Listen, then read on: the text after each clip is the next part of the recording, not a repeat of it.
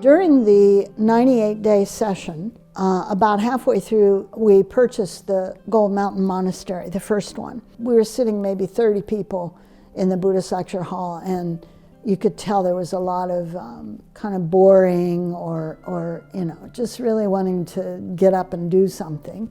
So the master was great at that. So he said, when we bought the Gold Mountain, he said, anybody who wants to can leave the session and go and help renovate Gold Mountain, because it was an old mattress factory and it was filthy and we had to clean it up. Almost everybody left.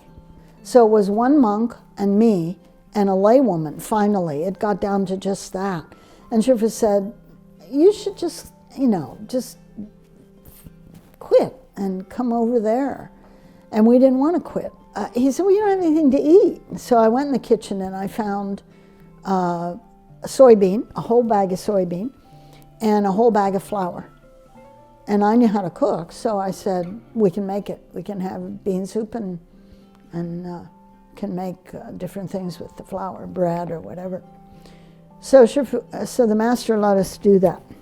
When it ended, I was the only one who hadn't left the Buddhist lecture hall. Somewhere along the line, Heng Jing and Ruth Eberle, her name was, she and he decided they'd like to go on Sunday and hear Shifu's talks. So they would go back and forth, and I didn't go, I stayed. So I was the only one who stayed. So when the time came, I took the bus over to Gold Mountain and met the master. He was sitting with Heng Jing at the time. It's one of the only times Shifu praised me. And he said, "我欢喜你." And I found that very strange as an American. To me, that meant I like you.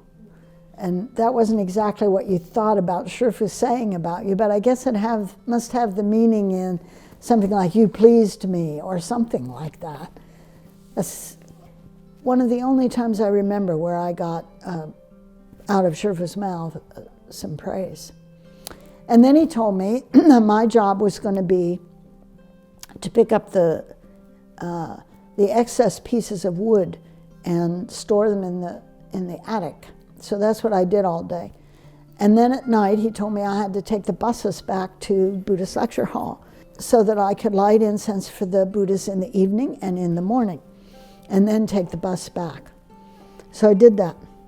And at that time, I vowed that I would recite 108 Great Compassion mantras a day. And I thought, well, I'll do that while I'm moving wood, but often I would forget. So by the time I got on the bus to come home, I'd have a pile of mantras that I had to say before I could go to sleep, So it was good because I recited on the buses and between transfers, and I finally got home. If I wasn't done, I vowed that I was going to finish them before I slept, and Shifu would call me. There isn't anybody else that could have been on the phone but Shifu. He would call me, and I was so stubborn that I wouldn't answer the phone because I hadn't finished my Great Compassion mantras. And so if I had 15 mantras to go, the phone would ring for all 15 mantras.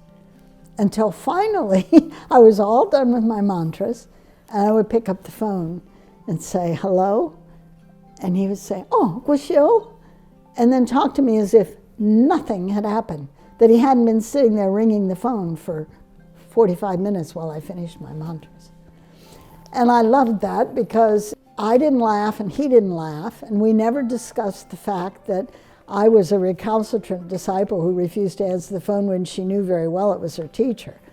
He never scolded me for it, and he did it over and over again, and I did it over and over again. How do you know it's your phone? It couldn't have been anybody else. Nobody had that phone number. But it was done with a sense of humor, the whole phone call thing. Never did he say, why don't you answer your phone for your master? Nothing, not a word. And yet we're both sitting there, giggling on the other end because the phone's been ringing for 45 minutes. I pick it up as if nothing was going on, and he answers as if nothing is going on. I love that kind of humor.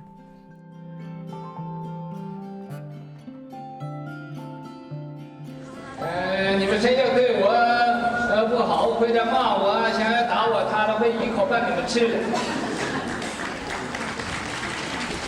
It's said that the 你可以看。